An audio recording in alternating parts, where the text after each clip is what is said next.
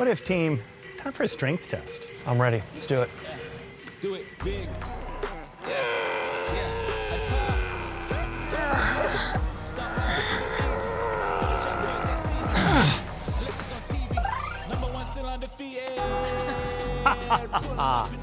Hey, Sam, come try to beat that. Yeah, let's give this a try. How hard could it be?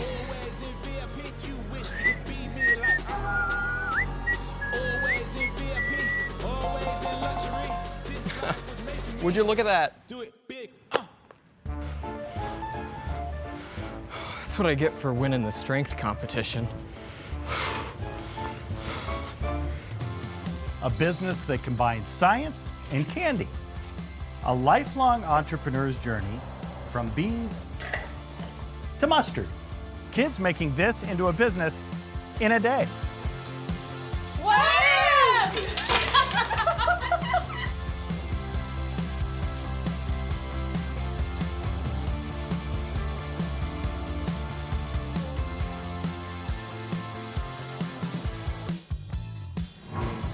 This place is all about playing and learning. So is What If? So for this episode of our series, we're going to explore some of the hands-on STEM displays and activities here at the Luminarium in Omaha. And have a little fun telling you stories about innovation and creativity, starting with one about a day-long entrepreneurship adventure.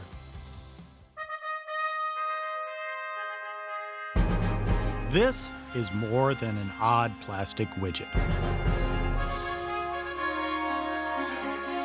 It's the beginning of ideas for teenagers, and maybe even some older folks.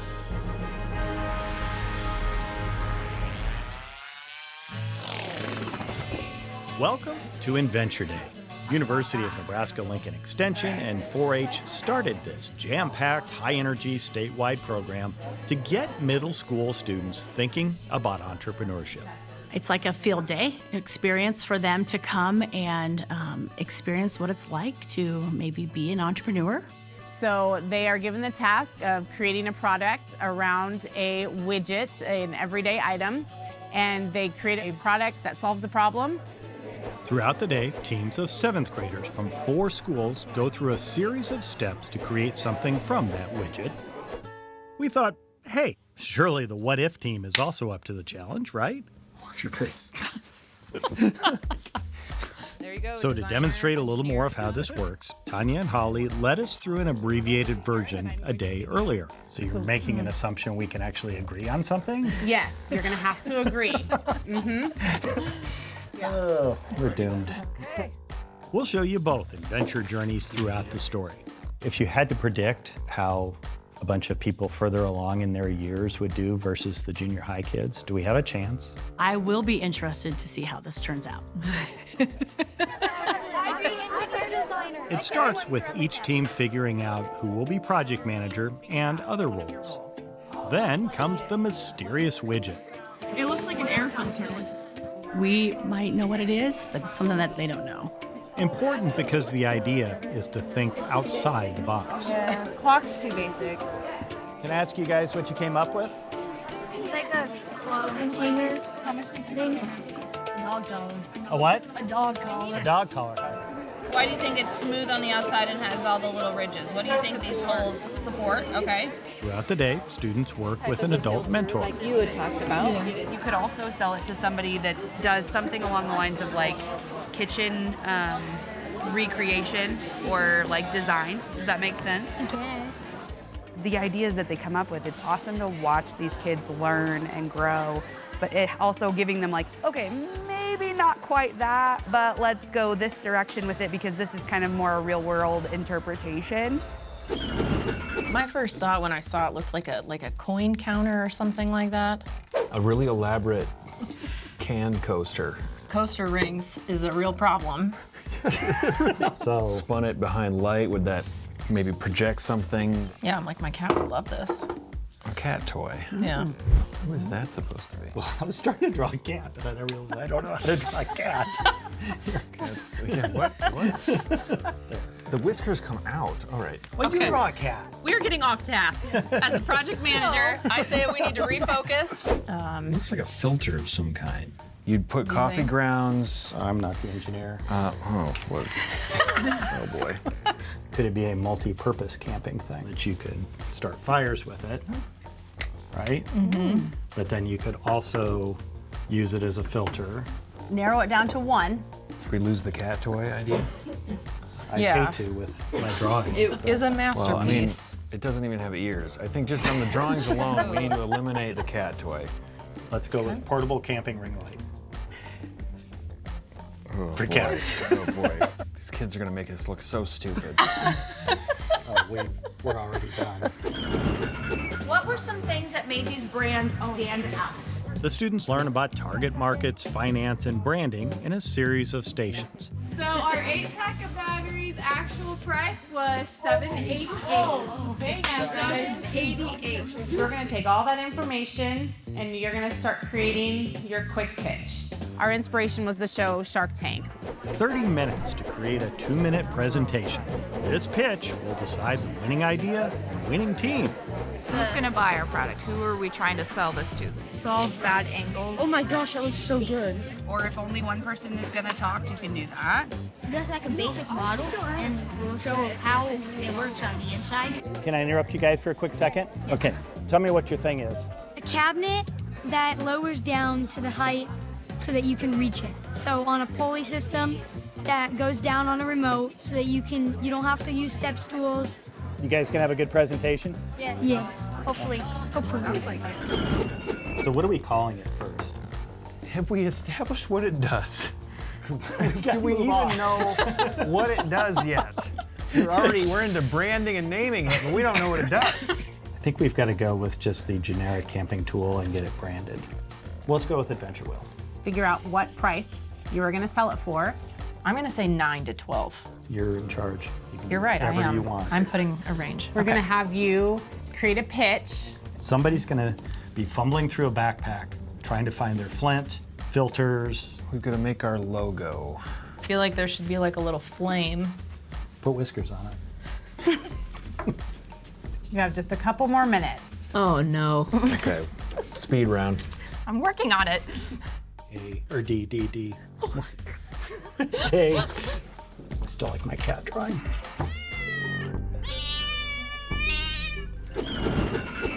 Now the moment of truth for everyone, including us.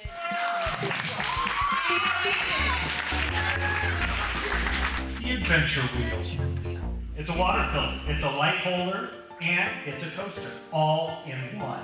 And for the low price of only $11.99, this makes a great stocking stuffer for your camper, friends, and family.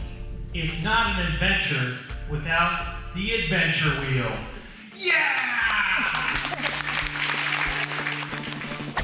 Our product is called Small Atmosphere Technology Space Systems. It is made out of plastic and it comes in 3 different colors. The multi-span is for anyone that likes to be organized. Team number 9. Have you ever got a fork out of the dishwasher just to find out there's still food stuck between the prongs? Yuck! Do you ever wonder what your dog does in a day and just hate having to kennel them away? Well, now you don't have to. With Dogged Up, you dig it, we dog it. Do you have any questions? Make your way up here, team number 11. Have you ever had trouble reaching your cabinets? Mm-hmm. If you do, our product is for you. Our product, Wheelies, is designed for adjusting your cabinet height easily without taking up any counter space. It is hidden behind the cabinet so it's not visible to you or the guests you may have. You buy and customize your own cabinets and we come and install the whole Wheelies package. Whole shebang. So are you their first customer? Yeah. Drum roll, please. Team number 11. Team number 11, coming up and see your prize. Tell me what you thought about doing this activity all day. It was fun to get to invent something and design something. I thought it was fun just to be like creative and stuff. I thought it was fun. We got out of school, so. From nothing to business idea in a jam-packed 5 hours. The Adventure Day folks have been doing this throughout the state since 2017, with more than 600 students participating each year. Is this unusual? Are there other places around the country that do something like this? Not to my knowledge, no. What's the big picture thing you hope to accomplish by doing this? So I think it's really important that kids just learn that they can be entrepreneurs at any age. I think it's also important to learn that an entrepreneur doesn't have to be just a business owner. This can happen for them. They don't have to wait to be adults to be an entrepreneur, or to start a business. They can start right now. They get the ideas and they're like, I'm gonna run with this, and that's awesome. It's awesome to see the ability to just go with it and make it work. The best part is just the kids themselves, the creativity that they have, their imagination, the teamwork, and they're so happy and confident at the end of the day after they've created their product. But what about the adventure wheel? I thought it was a cool idea. I'd buy an adventure wheel. Yeah, I would too. Cool. Yeah. Okay, you guys are being nice. You don't have to be that nice. Everything else is too expensive. Like ours? Like ours. What was the highlight of everything you did? What was the highlight? Teaching Mike how to draw a cat, I think, is what we should all take away from this. I never learned. Just getting to bounce ideas off with these guys who I work with all the time in kind of a different capacity.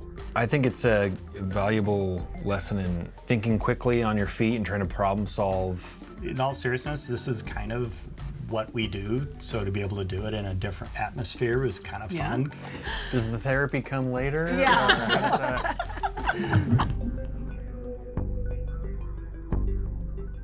Wondering what that mysterious red widget is based on? Well, it's one of these, an old slide projector carousel. Something those kids, and probably some of you, have never seen before. That's what this place is all about. Showing kids of all ages new things. At first, the weights quickly move. And exploring the science in our lives. Exploring and trying new things doesn't need to stop when we get older. Just ask Betty Sayers. At an age when most folks retire, Betty Sayers became a beekeeper. There. Yet it could be that I was never a good bridge player and never learned to play golf, so who knows? It calms the bees. You know what you can do? What's that? Mister? You can just keep pumping that. Okay. I'm useful.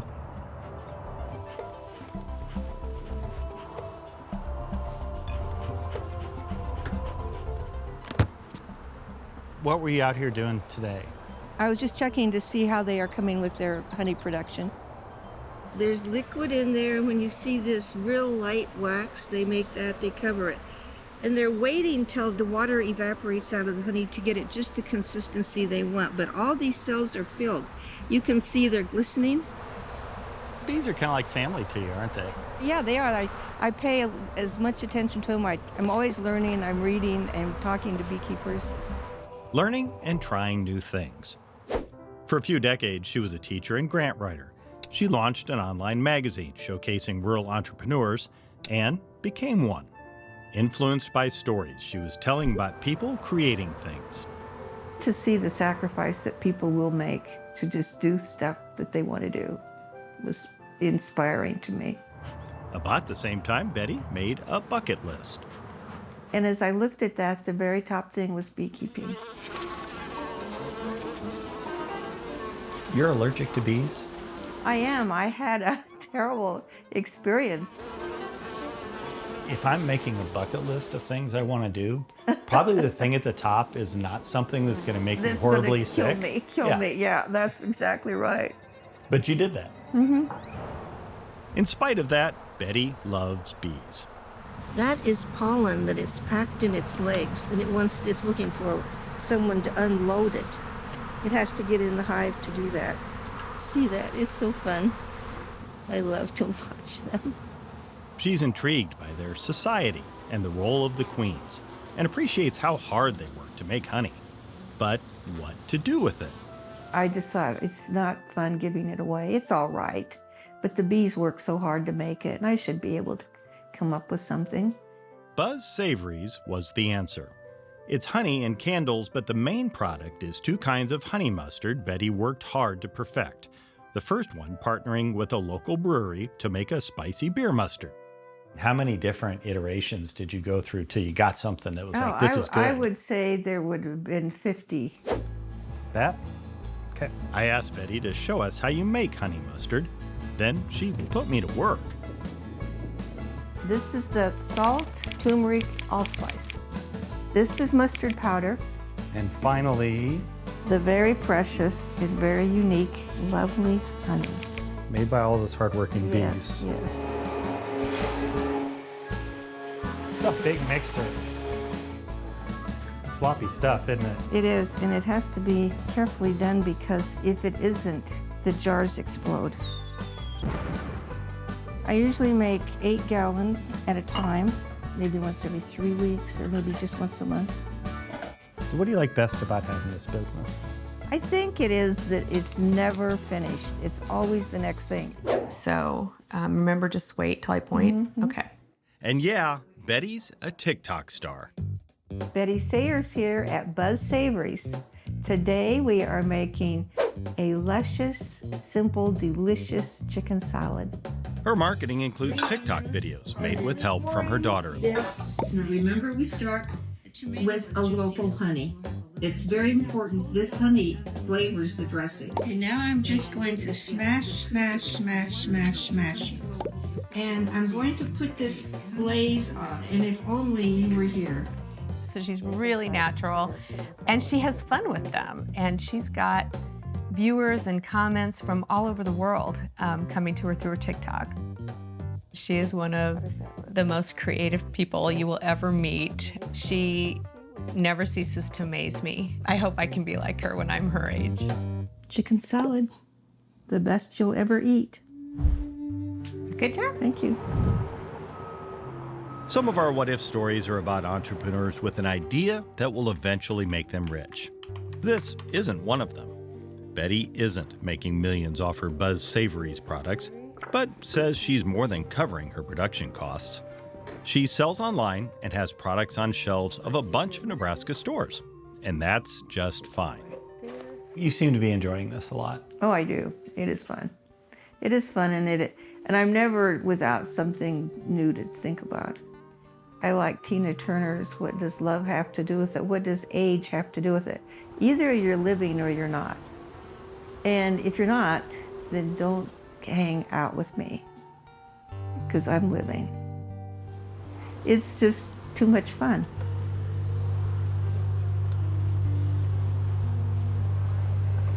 Water is a powerful force that can help create a lot of things, like a geyser or candy. Just talk to a candy scientist. Spinning the protons. Hydrate pectin. Gelation, like a high methoxypectin. Texture analysis. Solubility, moisture, crystallization. This is science. Candy science. That's usually a good conversation starter. Hi, my name's Tessa. I'm a candy scientist. A candy scientist who created a candy science business called Sprink. Sprink is a product development lab for candy innovation. We help people take their ideas, create them into a physical product. A few drops of espresso. Clients range from individuals trying to create something from scratch to established candy companies from around the world. We'll make samples in our lab, we'll tinker with texture or flavor or color until you think it's just right. And then from there, we'll scale it up. As a kid, Tessa always had candy nearby, a lot of Twizzlers, taking a little purse of candy on vacations. She helped with her dad's construction business, sometimes pretending the concrete mixer was making jelly beans instead. And she had a passion for science. I think I'm a natural nerd, that I've just always been curious about how things work and how to put things together, take things apart. And I was never really told that STEM isn't an option. With her master's degree in food science and technology and almost 10 years in the candy industry, she helped create a lot of candy you'd recognize. Tessa returned home to Nebraska to create this.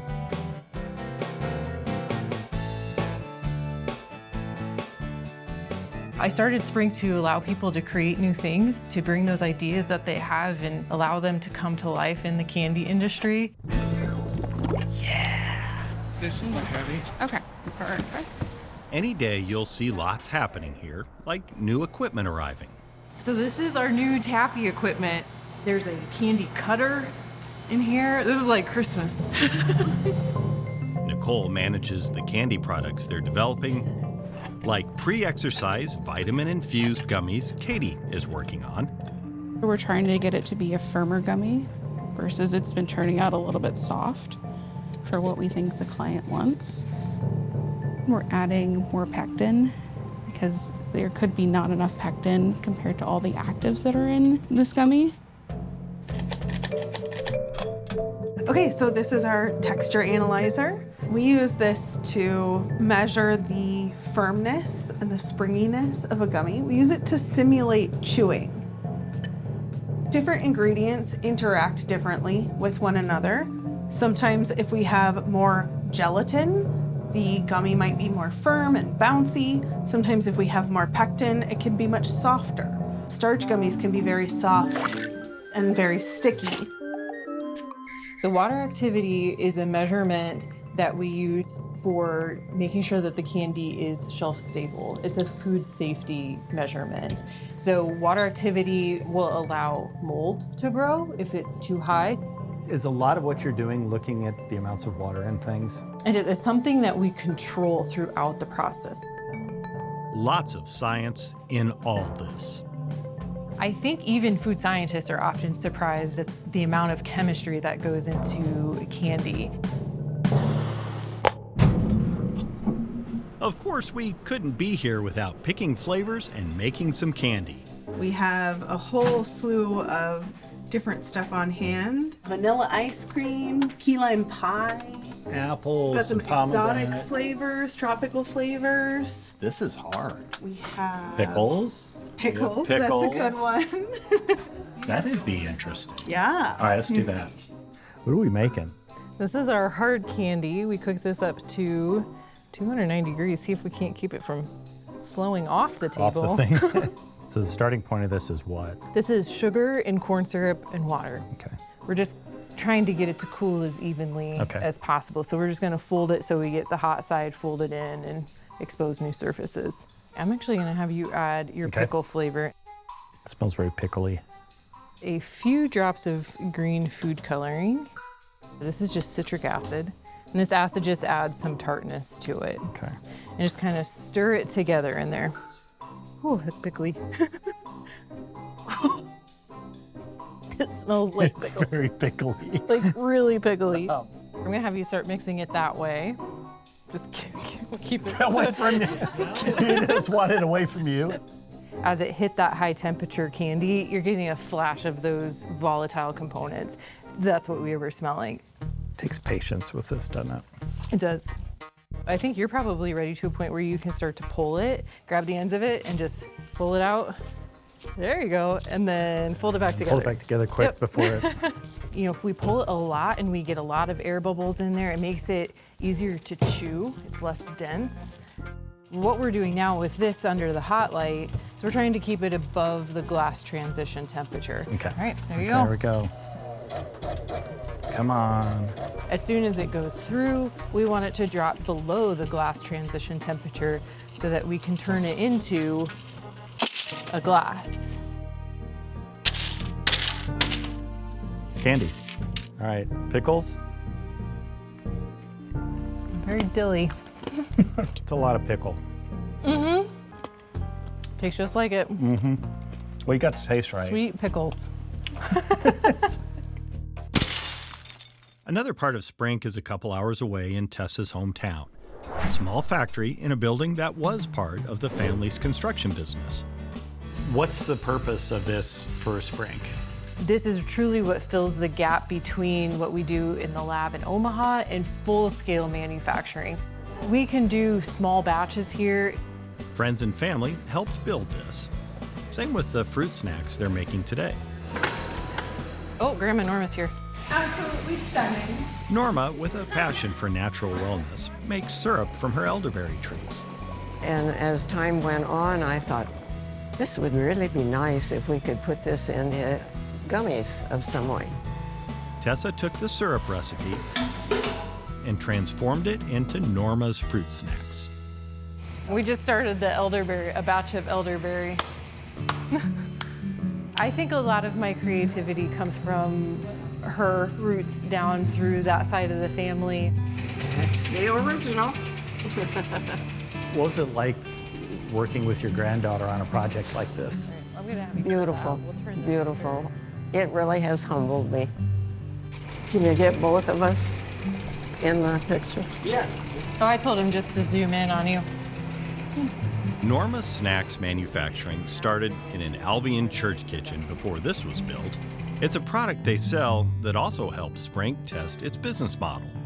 So Norma's being a client of Sprink allows me to step into the shoes of the things that our clients are seeing, of starting up a company, going through retailers, figuring out packaging, figuring out the shelf life and different things about the product. I get to experience that through the Norma's brand. Cheers, RBs. Cheers. Family is a big reason Tessa came back and opened her quickly growing business in Nebraska. It's so fun to be able to show it off finally. For lots of open house visitors, including a niece and nephew and her mom. You should try it. Look at all these cool candies. Is it good? I'm curious, as a kid, was she a candy junkie? Yes and no, but she's always been a creator. If you're looking to start a candy company, or if you have a candy company and you're looking to create something new, you can find Biggest disaster that you ever had to deal with? She tried to make edible tape a lot. So she would try melting cheese, or she would try melting marshmallows and, making it into like little Band-Aid looking things, and it didn't ever work. Other people are like, wow, how do you think like this? How do you work like this? But to us, it's just part of her. So what did you tell him? Did you tell him good things? Sure. I didn't say anything bad, did I? What is there bad to say? She made a lot of messes. I won't deny that. Science can be messy. Sometimes experiments don't work. But when all the ingredients come together, magic happens. Like the mixture of scientific interest, love of candy, and endless ideas that was young Tessa. It would eventually create this. If you would have told 10-year-old Tessa that she could be a scientist making gummies for a living and get paid for it, would have never believed it. But it's a dream job.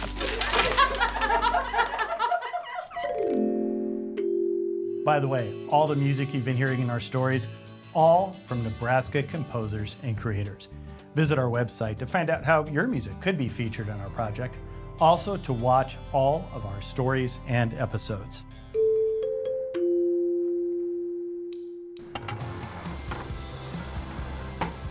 That's it for now. Thanks to the folks here at the Luminarium for letting us play and learn. And thank you for watching What If?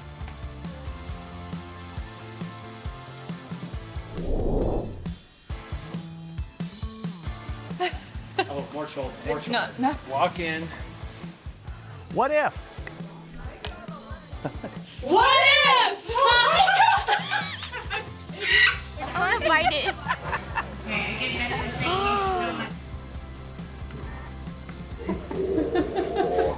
I'm so nervous, guys.